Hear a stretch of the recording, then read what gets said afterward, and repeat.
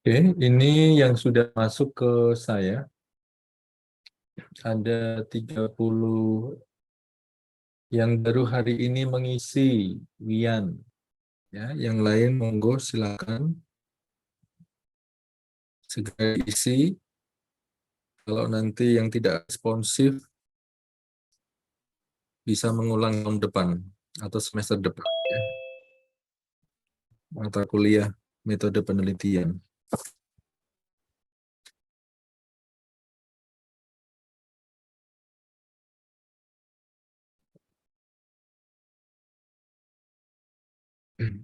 Ini yang hari ini mengisi. Nanti Wian hari ini apa judulnya, usability testing ya. Ini udah pertemuan ketiga.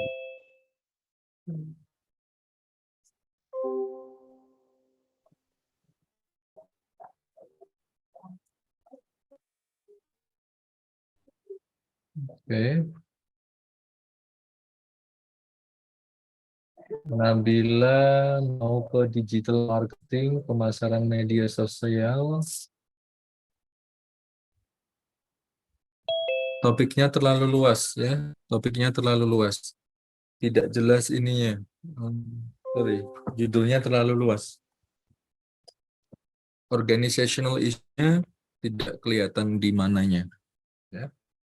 Nanti silahkan dipersempit lagi.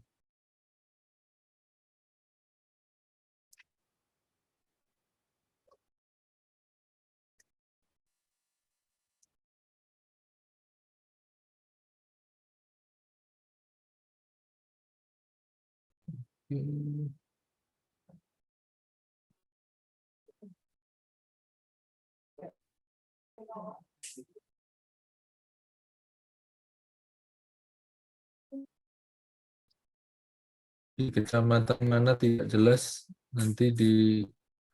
Jadi kalau menyusun judul, oke, nanti hari ini kita coba membahas tentang itu ya.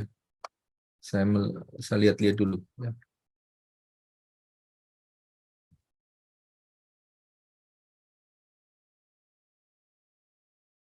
Untuk yang untuk UX, kalau sekedar hanya usability testing, nanti silahkan dicermati kembali, ya, apakah itu cukup untuk skripsi atau tidak.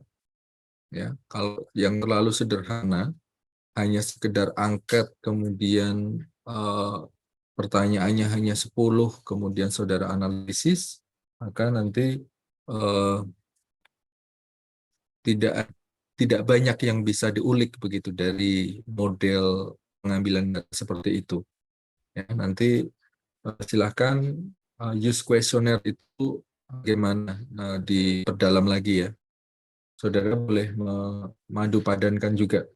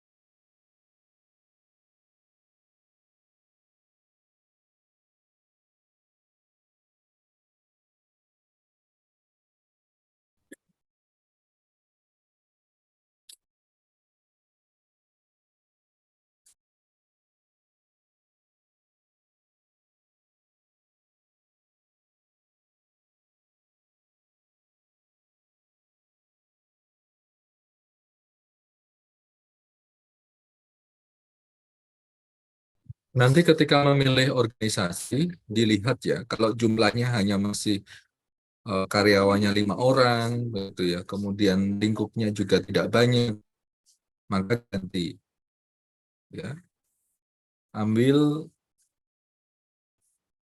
case study-nya yang lingkupnya besar. Contohnya misalnya supply-nya untuk penyuplai Alfamart misalnya. Penyuplainya ya, bukan Alfamart-nya ya. Penyuplainya. Jadi kemudian warehouse, ya, warehouse, kemudian yang dalam bentuk rumahan, kecuali saudara membahas tentang UMKM secara general, ya.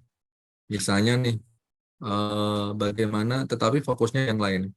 Bagaimana gamification terhadap misalnya eh, eh, potensi UMKM untuk tumbuh berkembang misalnya, ya.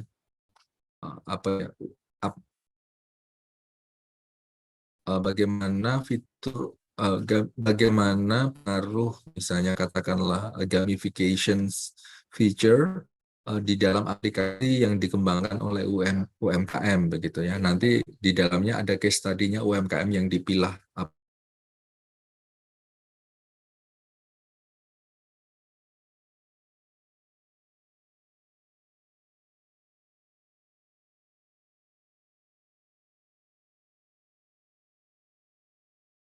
jumlah karyawannya berapa, baru 5. Kemudian eh, di sana dia apa, strukturnya bagaimana, ternyata merangkap-rangkap, jadinya kan nggak jelas gitu, ya, tidak jelas. Nah, kecuali saudara bisa mengulik di dalam lagi, ya, di masing-masing bagaimana misalnya eh, kalau ada pengaruh double double position begitu, itu nanti terhadap kinerja di perusahaan itu bagaimana, itu mangga silahkan. Tetapi kalau misalnya saudara tidak bisa mengulik sampai sana kekhasan, kalau misalnya struktur kecil seperti ini bahwa dia bisa tumbuh untuk menjadi satu perusahaan raksasa itu, nah saudara ini nanti susah untuk mengembangkan di risetnya.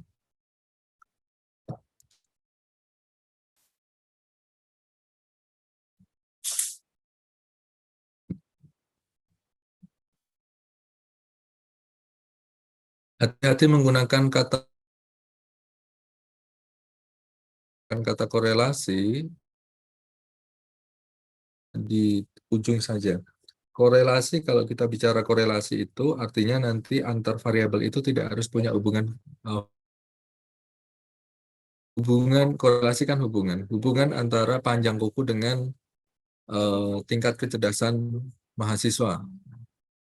Itu bisa dihitung, ya. Tetapi tidak ada maknanya, ya. Hasil yang didapatkan itu nanti tidak bermakna. Ya, bisa dihitung karena untuk syarat mengukur korelasi itu tidak perlu mengetahui apakah masing-masing variabel itu ada hubungan fungsional atau tidak. Ya, makanya nanti harus hati-hati menggunakan eh, pemilihan katanya.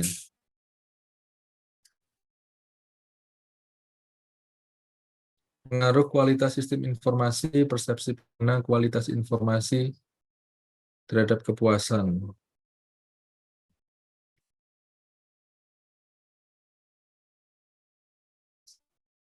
Masih belum jelas nanti metode yang digunakan apa, framework.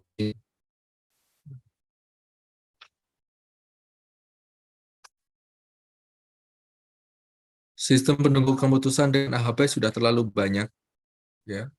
Nanti silahkan saudara baca lagi metode-metode baru yang bisa dimanfaatkan, ya, selain AHP.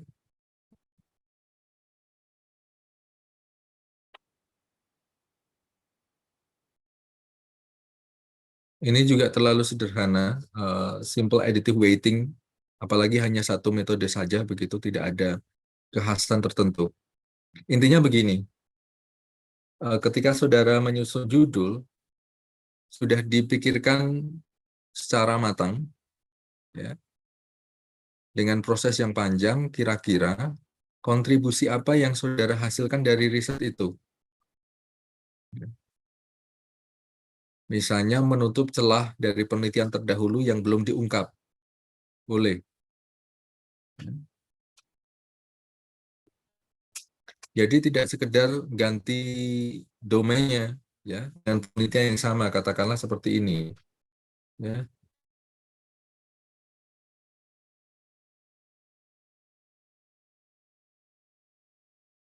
Bentar, mana ya?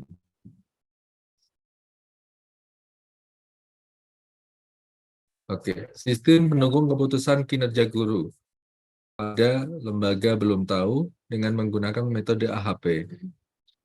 Ini itu banyak sekali. Saudara hanya mengganti di bagian keputusan apa, keputusan kinerja guru. Di luar sana mungkin sudah baik, kemudian kinerja gurunya bagaimana dengan AHP, atau mungkin sistem mendukung keputusan untuk topik yang lain dengan AHP. Nah, jadi jangan sekedar hanya ini ganti ganti ini fokusnya, ganti katakanlah ini ya kinerja gurunya, hanya itu yang diganti, yang lain sama ya ya tidak ada kontribusi di sana saudara. Karena saudara pada akhirnya adalah ngambil sama persis nanti prosesnya, hanya ganti datanya saja, ya kan? Nah, semacam itu. Paimonmo itu apa?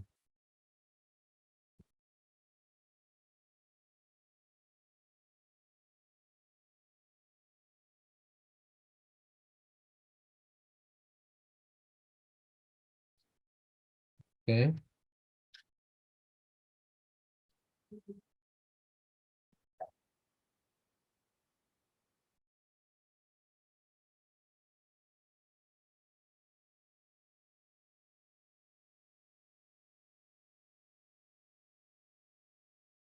Waktu farming pengguna.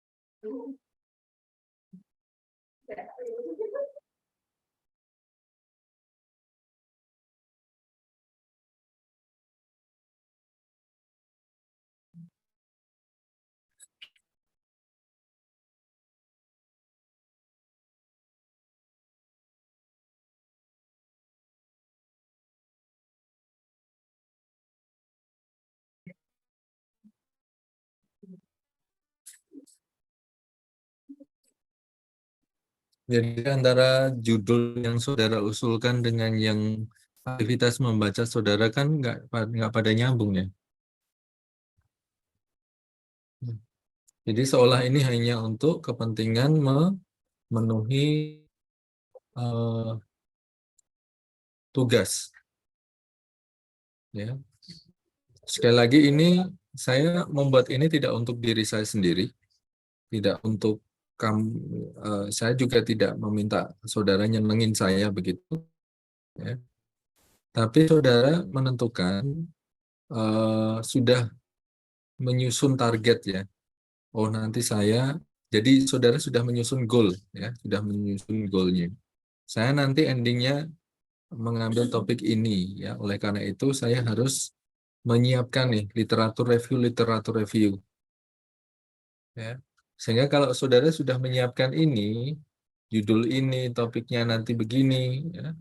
Nah, maka nanti fokusnya ke sana saja, bukan ke sana kemari ya. Baru kalau sudah misalnya saudara menemukan ya, atau malahan belum menemukan, nah, nanti boleh katakanlah diupdate lagi. Pak, saya ingin ganti judul, silahkan. Ya, bidang topiknya silahkan. Nanti tandai di bagian aktivitas membacanya. Ya, di bagian batas mana saudara kemudian beralih ke topik tertentu, sehingga saudara nanti fokus.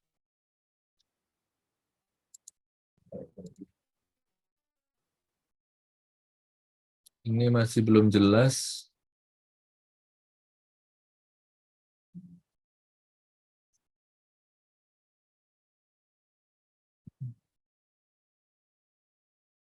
Ini mau bikin apa? Role dan task division. Ini juga belum jelas. Bukan bukan bukan SI ya.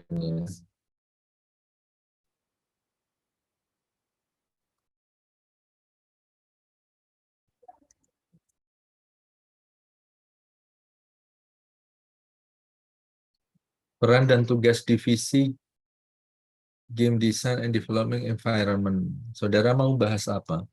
Kalau SI itu harus 3 komponen ya, harus dijamah nanti. Teknologinya, ya, kemudian usernya sama environment-nya atau organisasinya. Jadi kalau saudara nanti menganalisis, 3 komponen ini tidak boleh lepas. Ya, oleh karena itu, kalau saudara membahas ini, kira-kira apakah 3 komponen ini sudah include apa tidak?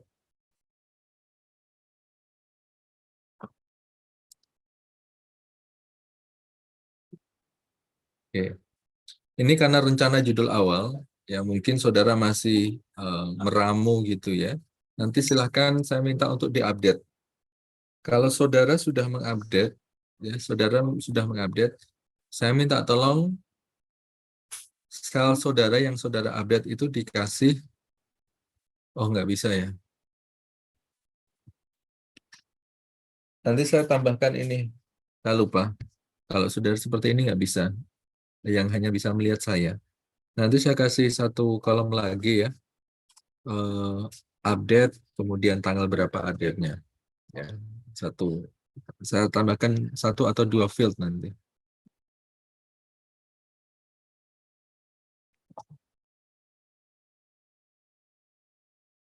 Ini masih terlalu umum. Ya, ini terlalu umum. Tidak ada kekhasannya.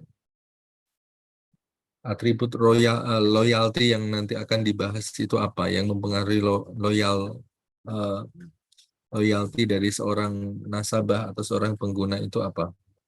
Ya, jadi lebih spesifik. Aplikasi e-commerce juga tidak tahu e-commerce yang mana.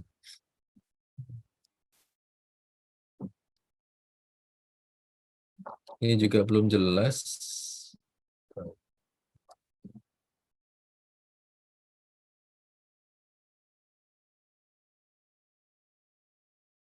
Kok Google Scholar yang dimasukkan? Ini Mas, siapa itu? Jaushak, Jaushak itu nomor berapa?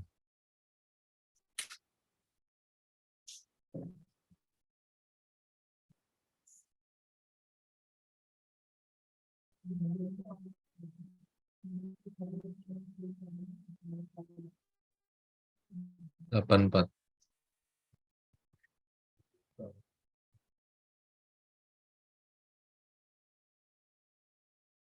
Itu siapa itu?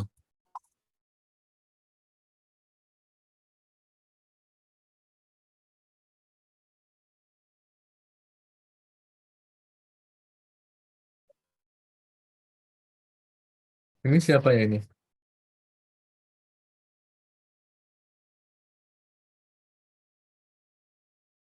46114. Di sini tidak ada. Mohon maaf, Pak. Mohon maaf Pak, itu sepertinya anak TI. Anak TE, Iya Pak. kok masuk ke sini? Oh, kok dia tahu ada ini?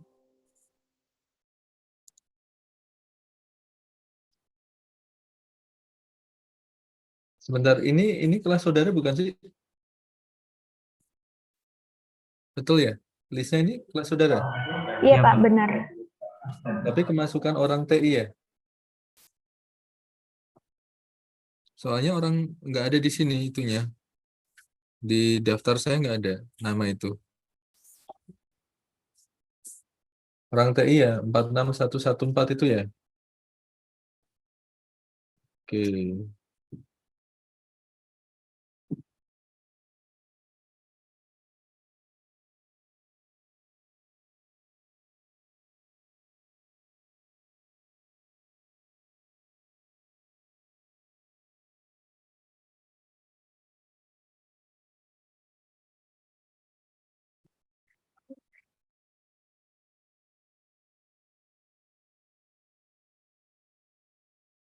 Oke, saya mau cek punyanya Nur Afan saja. Ya, sukses model.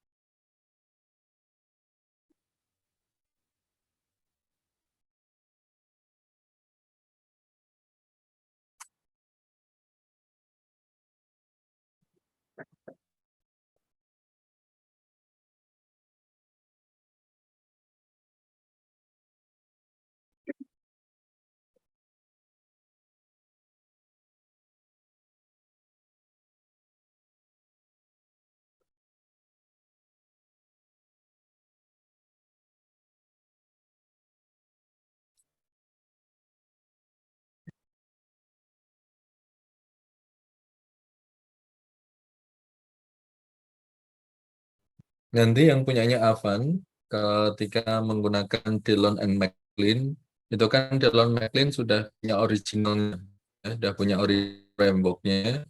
Nah, nanti original frameworknya itu coba disesuaikan dengan konteks atau setting yang akan saudara uh, desain di dalam risetnya. Ya, sehingga ada kontribusi di sana. Dari aslinya mungkin, sebentar, kok mati ya. Mungkin bisa di ini di kamu nanti ya. Jadi kalau banyak baca, nanti atribut-atributnya bisa diketahui. Nah, nulisnya tidak sekedar hanya begini saja, nanti si Nur Afan. Jadi kalau misalnya di sana ada atribut-atribut ya, atau konstruk-konstruk yang dikembangkan, konstruknya letakkan di situ juga gambar-gambarnya.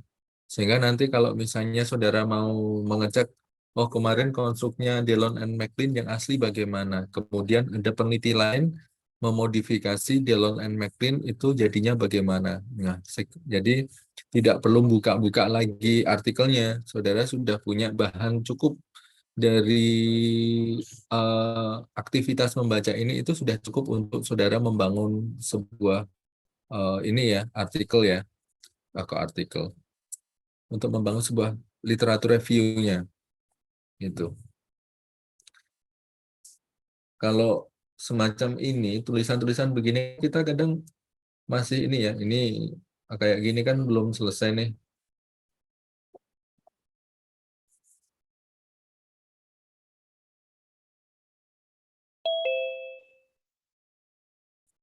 Nah, kayak begini kan belum selesai ya, kalimatnya belum selesai.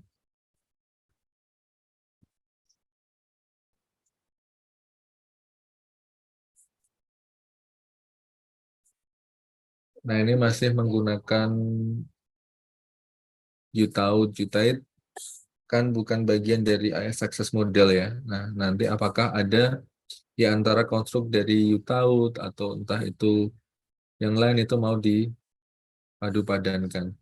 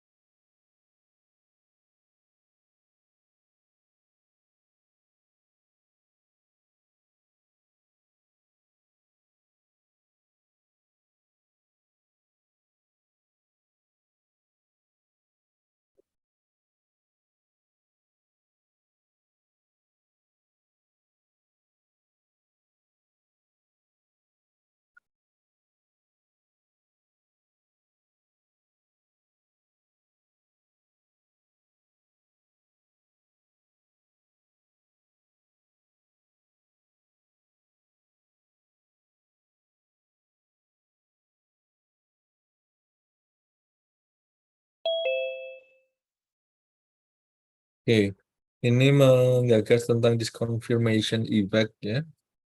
Nah, kayak ini ya, ini itu juga penting ya, saudara, untuk eh,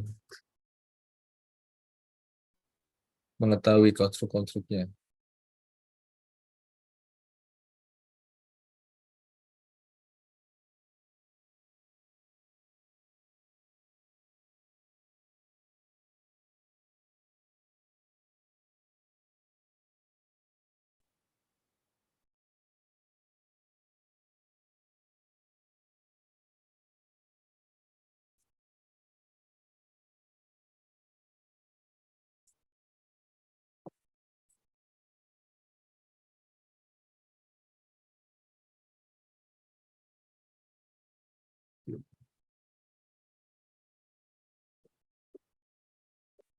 Oke, mungkin itu ya. Jadi nanti saudara yang masih zigzag, silakan bisa difokuskan kembali ya.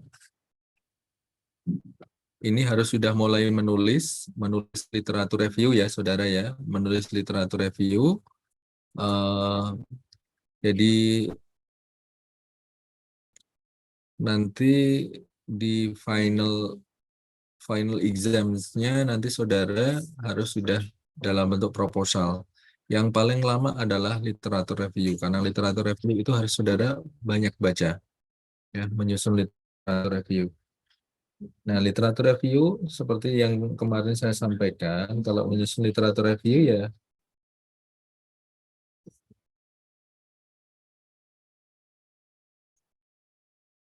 ya begini, ini literatur review ya. Jadi kalau membangun cerita itu tidak semua harus didasari dengan eh, referensi begitu. Jadi misalnya ini ya, ini literatur review, background, latar belakang ya. Dia mau bicara early warning system EWS. EWS seperti ini. Kemudian nah, cara membahasakannya seperti ini. There are different type of EWS. Di sana ada ragam EWS tergantung pada fokus pada deteksi resikonya. Ya, drop out on face surface environment diteliti oleh siapa, ya. Kemudian drop out on online courses diteliti oleh siapa. Semuanya ditulis di sini. Or early detection ditulis di sini semuanya. As stated by different dan seterusnya. Dan seterusnya. Jadi EWS ini sudah diteliti oleh banyak peneliti di berbagai eh, topik berbeda ya. Ini topik-topiknya begitu. Nah, artinya nanti saudara kan juga sama ketika menceritakan itu ya sama seperti ini, jangan seperti cerita-cerita dari contoh skripsinya kakak kelas kemarin ya. Jadi kalau yang dosa-dosa yang lalu itu jangan dipakai ya. Jangan melakukan dosa berjamaah. Ya, sekarang harus diubah. Orang SI nyusun ceritanya seperti ini. Ya. Oleh karena itu, aktivitas membaca tujuannya adalah untuk nangkep ini. Ya. Ini nanti ditangkap. Sekarang mau bicara tentang acceptance. Di luar sana, jurnal-jurnal yang membahas tentang teknologi acceptance model itu banyak sekali. Ya. Bagaimana caranya? Nah, nanti ditulis dari awal ya. Misalnya sejarahnya di TRA dulu. TRA ini siapa yang memopulerkan?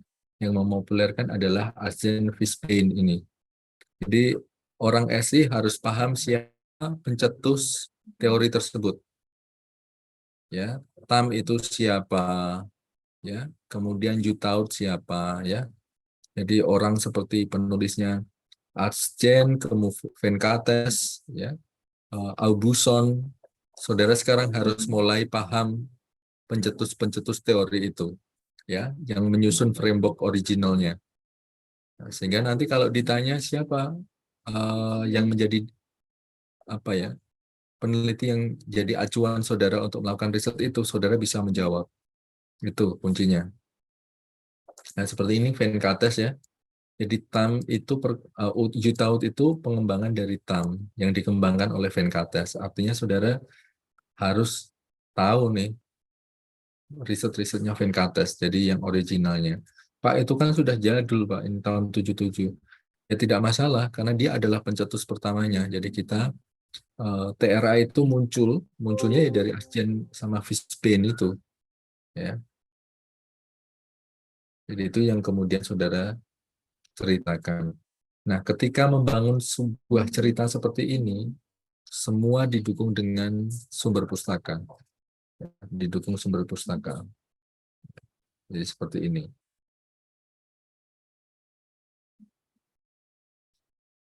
Nah, ada kalanya menyusun kalimat itu juga berdasarkan sintesis dari uh, berbagai artikel, sehingga bisa jadi dalam satu kalimat itu saudara menggunakan dari banyak artikel. Contohnya di sini, dia mau membahas tentang AI ya, IoT dan AI. Sebentar. The contemporary critics to Thumb and Utah models applied to AI should also need to be considered. Recently, akhir-akhir ini Kessler and Martin have pointed out, menjelaskan bahwa faktor hedonik, ya, faktor hedonik di salah satu konstruknya Utah. Nah, kalau kalau saudara sudah hafal tentang framework-nya Utah, saudara pasti tidak bingung kalau muncul hedonic factors. Nah, itu memang ada di sana. Ya. Faktor hedonik berasosiasi atau berhubungan dengan acceptance, penerimaan, ya, in prior literatur, pada literatur sebelumnya. Were less important, yang kurang penting terhadap data security, compatibility, dan juga hubungan antara tipe device dengan when coming to use, berarti dengan penggunaan IoT dan AI. Teknologi-teknologi seperti itu, such technology, very reasons, uptake might imply little understanding. Oke, memberikan dampak yang kecil ya, pemahaman yang kecil dan minimal end user AI experience. Nah, ini risetnya dari berdasarkan, jadi keluarnya klaim ini itu dari dua artikel ini begitu. Jadi tidak tidak satu kalimat satu referensi, selalu satu referensi, tidak ya. Ada kadang kalanya kita melakukan sintesis, menggabungkan ya ide-ide itu ke sini. Tuh ya. Nah, ini juga sama dan seterusnya. Nah, nanti cara menceritakannya seperti itu. Nah, tujuan saya mengajak saudara untuk membaca adalah supaya nanti saudara tahu nih, oh, cara membangun kalimat itu seperti ini. Nah, nanti diikuti polanya diikuti. Ya. Jadi nanti memang saya agak tegas di bagian penulisan.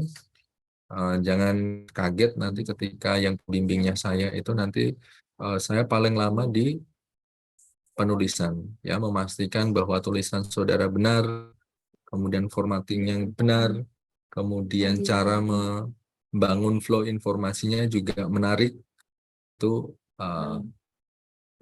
akan saya istilahnya tekankan di awal begitu. Nanti kalau saudara sudah mengenal polanya, sudah mulai memahami polanya, nah baru boleh saya nanti akan berlanjut ke substansi begitu ya biasanya. Nah, kurang lebih seperti itu. Oke. Tuh, jadi masukan, pastikan setiap saya memberikan kemudahan ke saudara, satu pekan satu, ya, satu minggu satu. Ini Nur Afan Syarifuddin ini nampaknya cukup rajin begitu, sudah mulai banyak aktivitas, tetapi terakhir-terakhir ini belum belum direkam begitu. Jadi tidak sekedar ini ya, sekali lagi, catatan ini tidak untuk saya, ya, tidak untuk nyenengin saya nggak butuh itu, ya. Saya hanya nanti memberikan directions, memberikan arahan kepada saudara supaya nanti begitu selesai mata kuliah ini, saudara sudah punya proposal yang pas, begitu, tuh ya. Oleh karena itu, saudara mikirin sendiri. Kemarin kan saya hanya template ya itu ya. Pokoknya template-nya seperti itu. Artinya, kalau misalnya saudara katakanlah polanya, ini ada framework yang menarik nih, perlu saya masukkan di sini, masukkan saja frameworknya. Termasuk kalau ada tabel isinya penjelasan-penjelasan tentang eh, atributnya itu, konstruknya, sama item-itemnya, masukkan saja. Sehingga nanti saudara tidak perlu susah-susah lagi, buka artikelnya lagi, baca lagi dari awal. Ya, saudara sudah punya tan ini. Ya. Kalian boleh mau pakai bahasa Indonesia atau bahasa Inggris, silakan. Oke. Kita lihat yang biru-biru, yang hijau-hijau ini biasanya baru lagi update ya. Saya coba Abdullah Jaid ya, studi tingkat pengetahuan terhadap pematerian dan ini juga masih belum spesifik begitu. Apalagi ini ya. Ini kalau nggak saya ingatkan itu berhenti saudara. Makanya nanti seleksi alam ya saudara ya. Siapa nanti yang ini ya. Edit was made 7 hari yang lalu. Itu. Satu, kembali ke diri masing-masing ya. Saya tidak akan mengingatkan terus, tapi ini nanti akan bagian dari penilaian saya gitu. Saya menilainya bukan banyak-banyakan begitu, tapi saya akan menilainya bagaimana pola ya. Pola yang saudara bangun di dalam nyusun proposal. Ya. Bagaimana mengkerucutkan topik, bagaimana memilih topiknya, bagaimana memilih pendukung artikelnya, dan seterusnya. Itu ya. Ini pola saya. Terserah nanti saudara mau mengikuti atau tidak. eh, kita nanti lihat kalau saudara ingin ketemu saya di semester depan, berarti nanti silakan saya persilahkan ya, sudah saya persilahkan. Jadi bebas nanti saudara.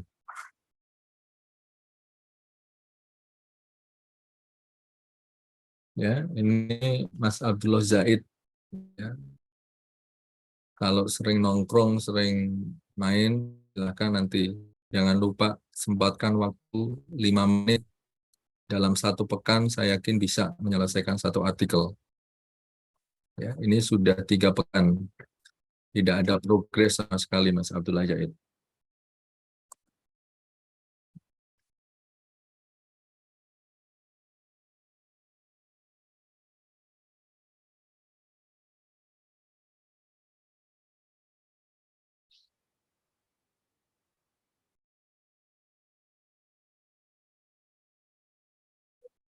Oke, itu ya. Saya minta nanti disiplin. Kalau tidak disiplin, saya kasih waktu keluar dari ini ya, keluar dari kelas saya, mending daripada nanti saya ngasih nilai C ya. C atau D saudara nanti tidak bisa ambil skripsi, mending nanti siapkan diri, pastikan saudara sudah niat nanti selesai begitu. Itu ya. Oke, itu saja. Nanti beberapa pekan lagi akan saya lihat lagi ya secara random, yaitu nanti untuk memastikan ya. Di akhir sesi nanti akan saya berikan arahan masukan ya untuk eh, saudara ya.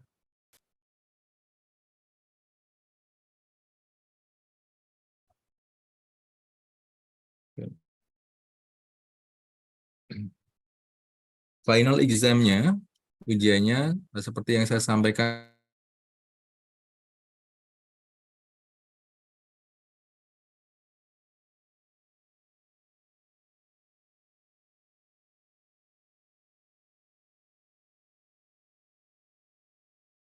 jodohkan dengan pembimbing. Nah, pembimbing ini saudara nanti harus ketemu dalam waktu kurang lebih 3 pekan.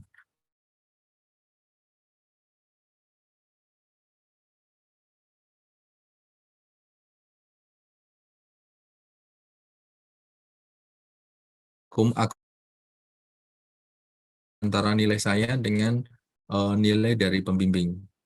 Ya, itu.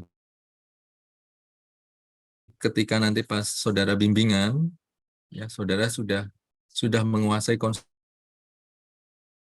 juga sudah ini menyiapkan dengan baik ya. Itu. Oleh karena itu mulai banyak membaca sekarang. Kuncinya orang SI itu banyak membaca ya karena topik-topiknya sangat luas.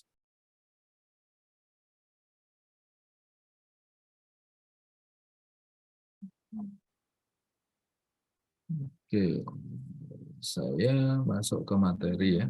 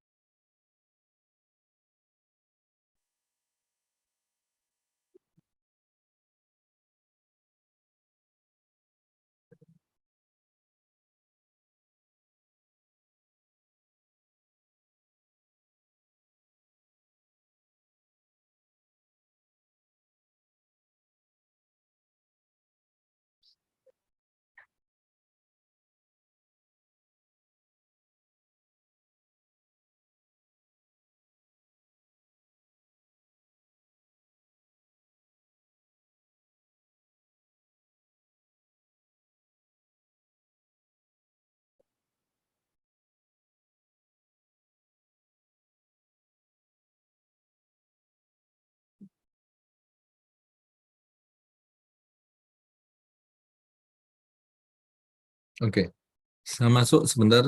Saya ada 2 kegiatan hari ini, tetapi ini saya ingin saya sampaikan terlebih dahulu eh, untuk Anda semuanya. Metode penelitian, oke. Untuk materi tentang ilmu pengetahuan dan penelitian, bagaimana konsep tentang metode penelitian, silakan saya minta nanti untuk dipelajari sendiri. Ini eh, banyak teorinya, cukup teoritis, begitu nanti silakan saudara eh, pelajari ya. Ini kaitannya bagaimana asal muasal ilmu pengetahuan dan penelitian ya, yang dikaitkan dengan bagaimana manusia itu mencari sebuah kebenaran menggunakan common sense-nya ya.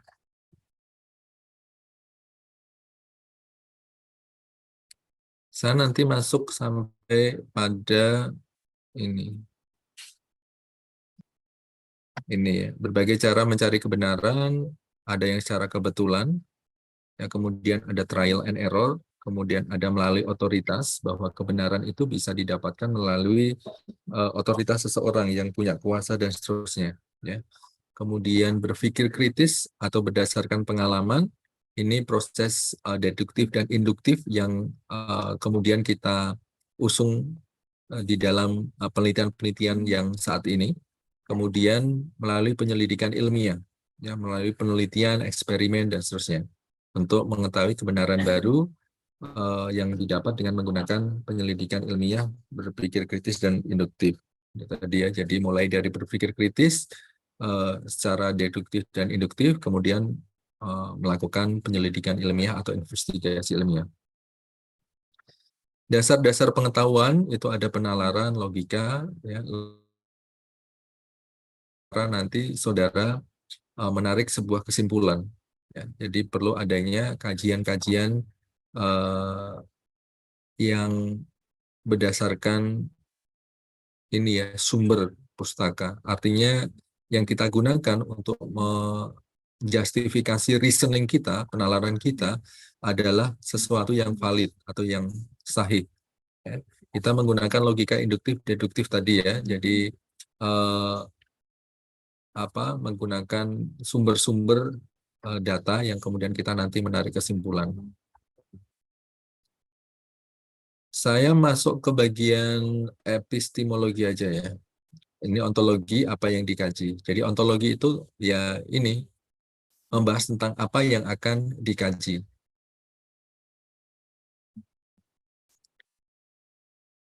Nah, seringnya di sistem informasi nanti akan ditanya, epistemologi riset saudara itu apa?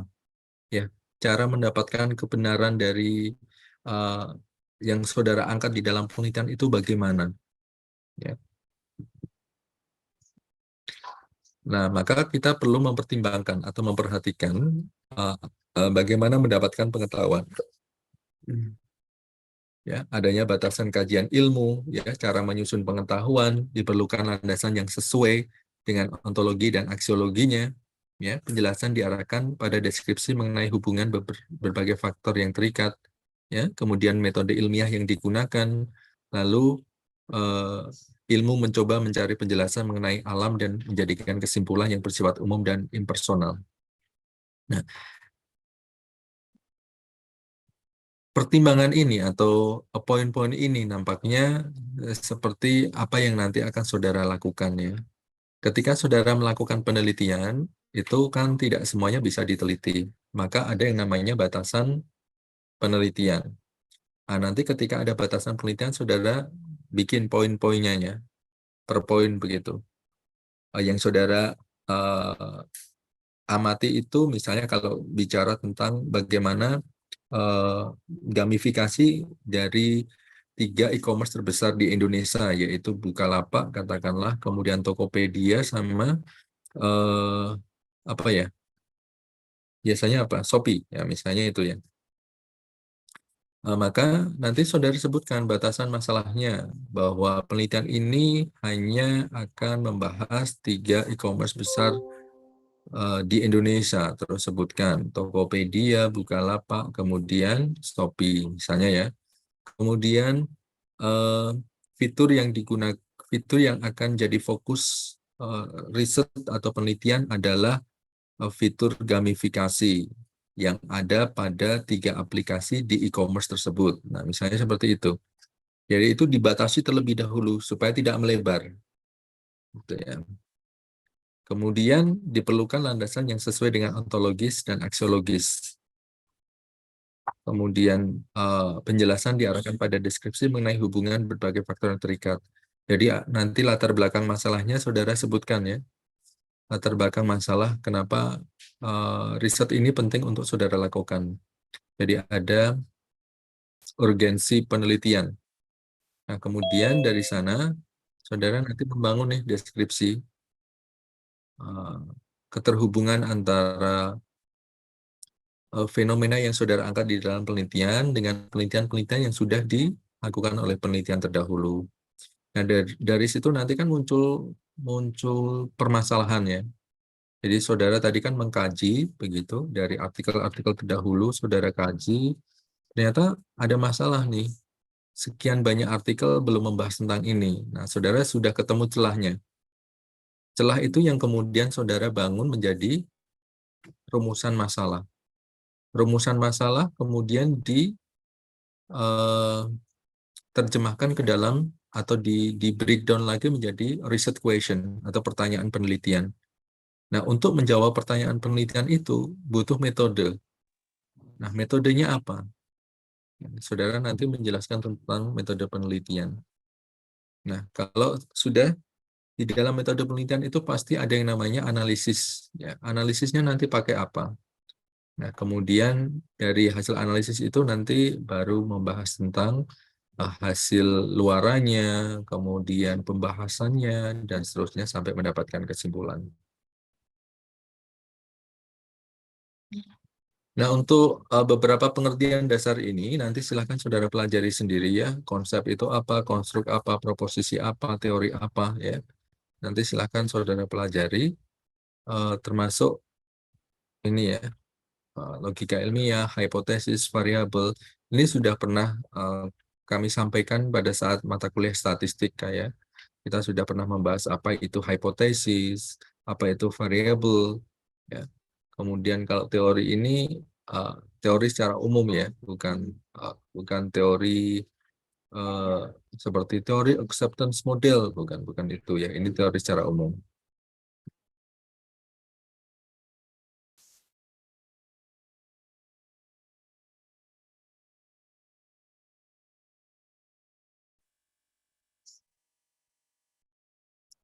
Itu. Nah, kemudian aksiologi, nilai guna ilmu, kebergunaan dari ilmunya ya. Aksiologi ialah menyangkut masalah nilai kegunaan ilmu. Ilmu tidak bebas nilai ya. Jadi ilmu itu tidak bebas nilai yang artinya pada tahap tahap tertentu, ya kadang ilmu harus disesuaikan dengan nilai-nilai budaya dan moral suatu masyarakat. Nah, di dalam konstruknya UTAUD, ya kalau saudara belajar tentang teknologi acceptance model, kemudian sampai pada frameworknya UTAUD, di sana ada subjective norm, ya atau di TAM ada nggak ya? Nah, di sana ada subjective norm. Artinya apa? Ketika saudara menggunakan framework itu di dalam konteks riset saudara, settingnya mungkin antara peneliti yang saudara gunakan untuk rujukan dengan punya saudara itu berbeda. Bisa jadi riset yang saudara gunakan untuk rujukan itu settingnya ada di negara Eropa atau negara-negara Asia Timur begitu, yang mungkin memiliki karakteristik yang berbeda dengan kita. Oleh karena itu mau tidak mau nanti harus disesuaikan begitu ya. Tuh.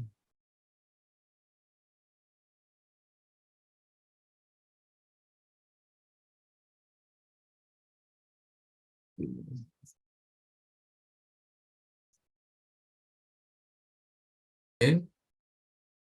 Itu tadi tentang ilmu pengetahuan ya. Jadi ilmu pengetahuan. Nanti epistemologi itu akan sangat kental dengan orang SI. Ya. Ini kita masih membahas umum, belum sampai pada tahap bagaimana penulisan judul, kemudian bagaimana penulisan latar belakang dan seterusnya ya. Jadi ini saya masih di awal-awal karena kemarin masih banyak kegiatan yang kemudian tidak bisa ini ya, tidak bisa kita sampaikan. Apakah apa penelitian itu? Ya, banyak eh, orang yang menganggap bahwa penelitian itu mengumpulkan informasi data. Ada juga yang mengatakan bahwa penelitian itu memindahkan fakta dari satu tempat ke tempat yang lain. Ada juga yang mengatakan bahwa penelitian itu membongkar-bongkar, mencari masalah, mencari informasi, atau menarik perhatian dan seterusnya. Ini adalah pengertian-pengertian yang salah tentang penelitian. Ya.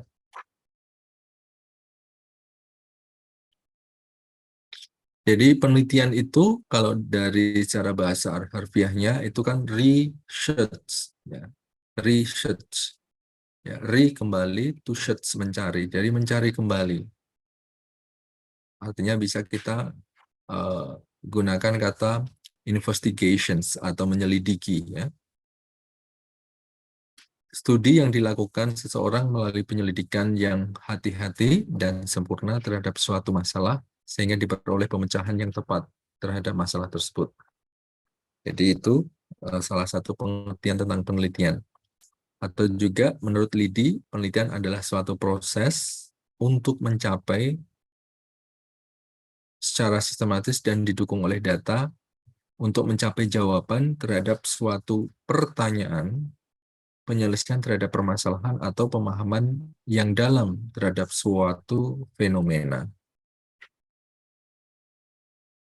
Jadi ini penelitian.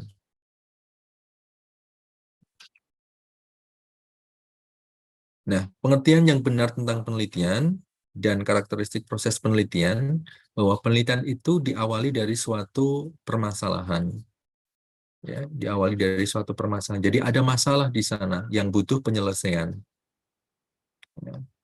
Oleh karena itu, dalam penelitian itu butuh atau memerlukan pernyataan yang jelas tentang tujuannya.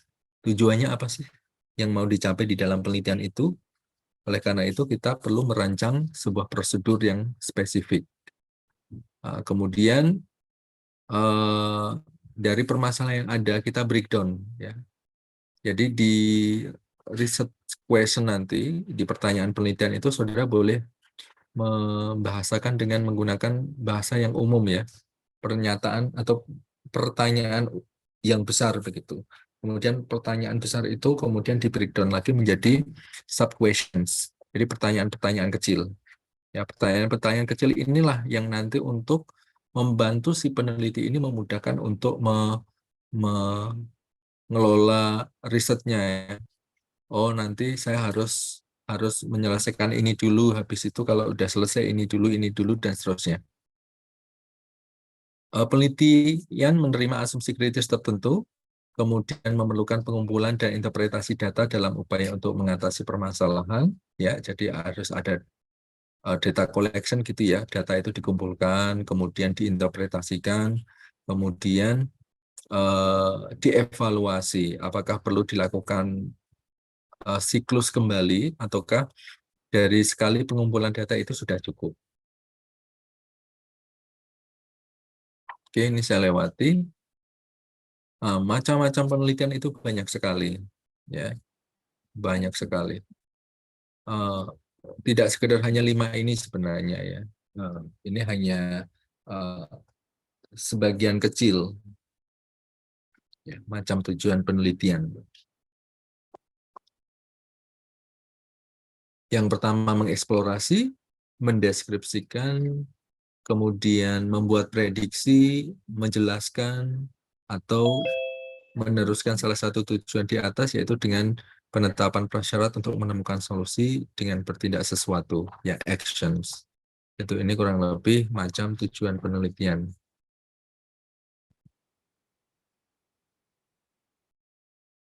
Hubungan penelitian dengan perancangan. Kenapa kok sebuah penelitian itu butuh rancangan ya? Riset desain.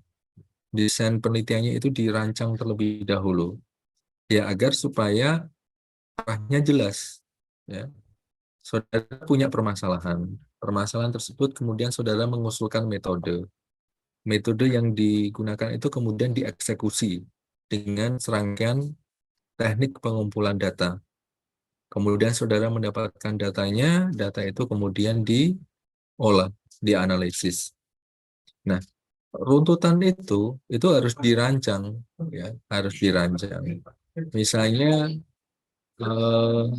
metode pengumpulan datanya harus dengan kuesioner atau angket, ya. Itu nanti rancangannya seperti apa? Jadi nanti rancangannya kurang lebih seperti itu, ya.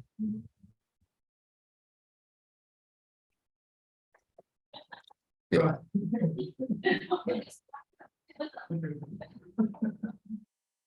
Jadi nanti harus jelas ya desain risetnya. Lalu ada ragam penelitian. Ini macam penelitiannya. Nah, kalau tadi macam tujuan penelitian ya, ada mengeksplorasi, mendeskripsikan, action, menjelaskan, dan seterusnya.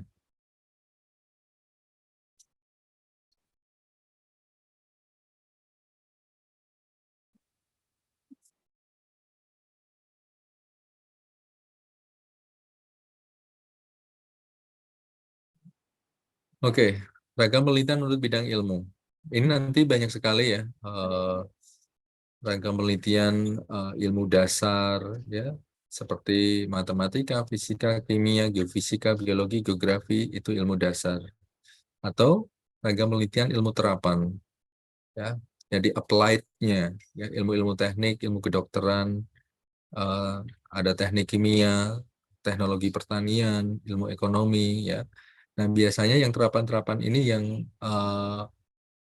potensinya cukup besar ya, karena apa ya?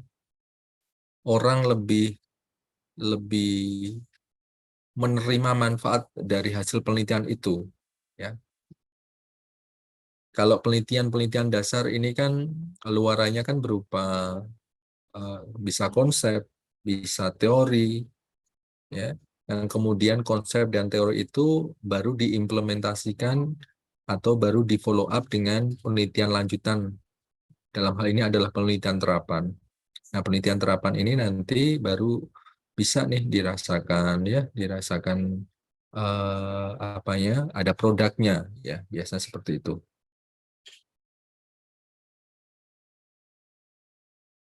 Ragam penelitian menurut pembentukan ilmu. Ini yang tadi sudah saya sampaikan ya, ada induktif dan deduktif begitu. Penelitian induktif, penelitian yang menghasilkan teori atau hipotesis, ya, dia menghasilkan teori. Sedangkan penelitian deduktif itu kita menguji teorinya. Ya. Jadi penelitian induktif ini penelitian, jadi saudara mengambil data begitu. Saudara mengambil data, nanti data itu dibangkitkan, diolah, dari data itu muncullah teori baru, itu induktif. Ya. Tetapi kalau yang deduktif, teori yang ada, saudara gunakan itu sebagai acuan, kemudian nanti teori itu dibuktikan. Jadi kalau saudara membuktikan teori, katakanlah di sini nanti saudara membuktikan, saudara menggunakan U-Taut begitu ya, atau teori acceptance model, atau menggunakan IS success model punyanya Dillon and McLean. Itu artinya saudara melakukan penelitian deduktif. Ya, saudara mau menguji nih teori tersebut dengan serangkaian alat hipotesis. Kemudian ragam penelitian menurut bentuk data. Ada penelitian kuantitatif, ada kualitatif. Kalau datanya berupa numerik, gitu ya, dari hasil pengukuran, ya itu kita sebut dengan kuantitatif. Tetapi kalau datanya berupa teks, berupa dokumen, ya itu kualitatif. Kualitatif. Oke, nanti kita ini ya ke depan mungkin kita tebak-tebakan begitu, bukan tebak-tebakan ya, mungkin saya eh, manfaatkan waktu 5-10 menit untuk tanya jawab ini ya. Jadi biar saudara tahu apa itu penelitian kuantitatif, kualitatif, kemudian deduktif, induktif, itu saudara biar lebih eh, meresapi ya.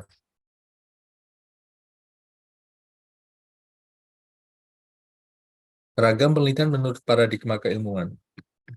Paradigma keilmuan ya, ini bentuk data, pembentukan ilmu deduktif, induktif berdasarkan paradigma keilmuan. Ada positivisme, rasionalisme, dan fenomenologi. Ini jenis-jenis penelitian di uh, ini ya, di social science ya. Sistem informasi itu juga part of social science ya kalau di luar negeri begitu.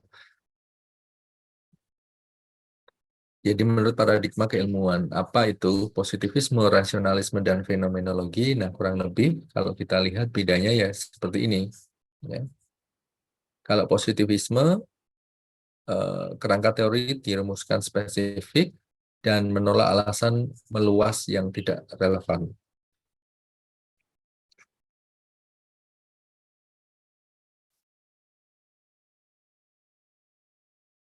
Nah, yang positivisme itu biasanya membuktikan ya, seperti deduktif ya, artinya saudara berangkat penelitian itu berdasarkan pada teori yang ada, yang kemudian saudara buktikan, itu positivisme.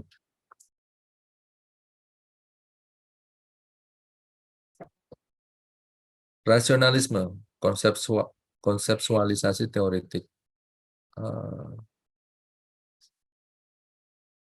Objek yang dilihat dalam konteksnya, kemudian pemilihan subjek peneliti dari objek penelitian dan pendukungnya.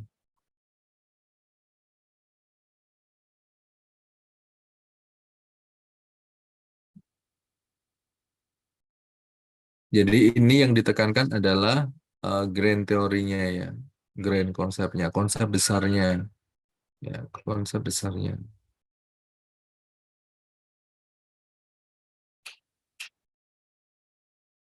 Itu. Kemudian fenomenologi yang banyak digunakan oleh orang-orang di social science seperti sejarah, kemudian sosiologi, antropologi, dan seterusnya itu, ya, atau orang psikologi juga. Ini kerangka teori sebelum penelitian tidak diperkenankan atau hasil penelitian dapat menjadi produk artificial, jauh dari sifat naturalnya. Jadi penelitian ini ya berdasarkan fenomena yang ada di lapangan langsung ya. Jadi natural begitu. Jadi ya mirip induktif begitu ya. Jadi mirip kalau yang tadi ya berdasarkan pembentukan datanya mirip yang induktif. Jadi eh, teori itu dibangun dari fenomena yang ditemukan atau yang diamati oleh peneliti. Nah, ragam penelitian menurut strategi. Ada penelitian opini, penelitian empiris, kearsipan, analitis.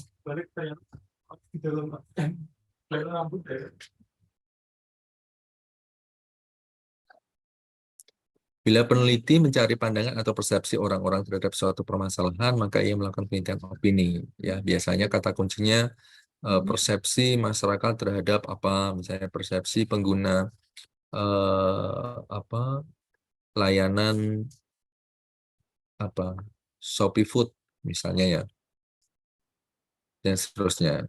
Itu berarti penelitian opini. Macam penelitian empiris, bentar.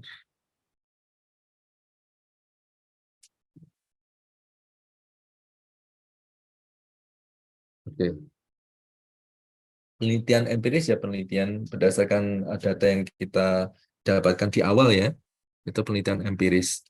Contohnya dengan studi kasus, studi lapangan, studi laboratorium, ini penelitian eh, empiris begitu. Jadinya kita mendapatkan data di awal. Kemudian ada penelitian kearsipan, berarti ini dokumentasi atau arsip dari dokumentasi atau arsip yang ada kita kembangkan.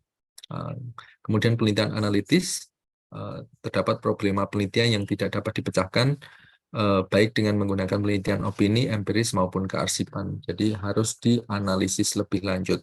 Jadi kalau saudara melakukan serangkaian uji analisis dan sebagainya, menggunakan reasoning, logika, dan juga hipotesis, maka ini saudara melakukan penelitian analitis. Dan masih banyak lagi ya, contohnya misalnya pendekatan longitudinal study. Longitudinal study berarti sesuai dengan istilahnya longitudinal long, panjang ya. Butuh waktu yang panjang. Mungkin tidak cocok untuk penelitian skripsi yang memang durasinya cukup singkat. Kemudian penelitian dengan pendekatan penampang silang atau cross-sectional, yaitu banyak objek penelitian dilihat pada satu waktu yang sama. Jadi kalau misalnya saudara melakukan penelitian dengan case study-nya itu katakanlah dari 3 negara begitu ya, Indonesia, Cina, dan juga katakanlah Inggris misalnya. Itu kan dari tiga negara dengan karakteristik yang memang sangat berbeda. Nah, nanti saudara bisa membahas tentang sisi budayanya, ya, cross-sectional culture-nya, atau mungkin dari sisi bagaimana karakter itu, eh, misalnya ya, bagaimana pembelajaran hybrid di Indonesia, Cina, dan juga di misalnya Amerika misalnya ya. Nah, nanti saudara bisa membahas dari berbagai sisi, dibahas secara silang begitu, cross section.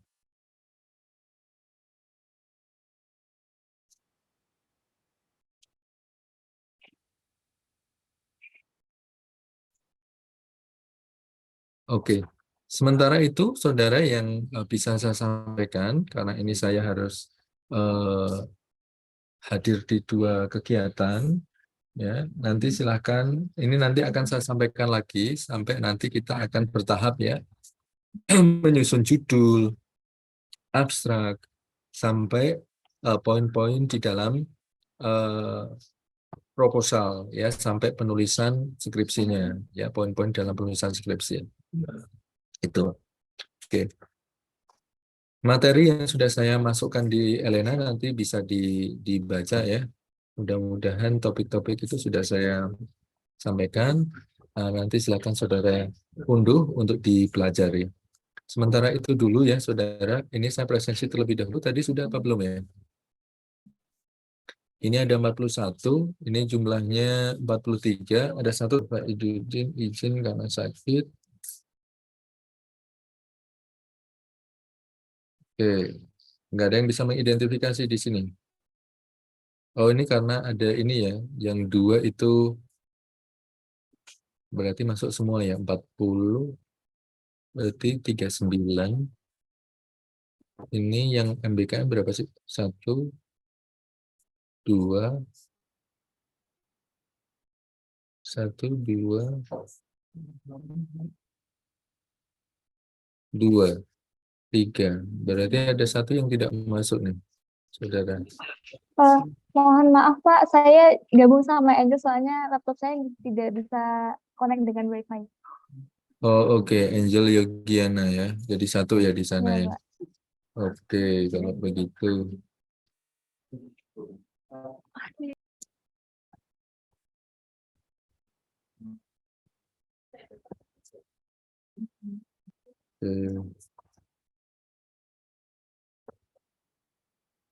Sudah saya akhiri, minta tolong untuk di anu ya,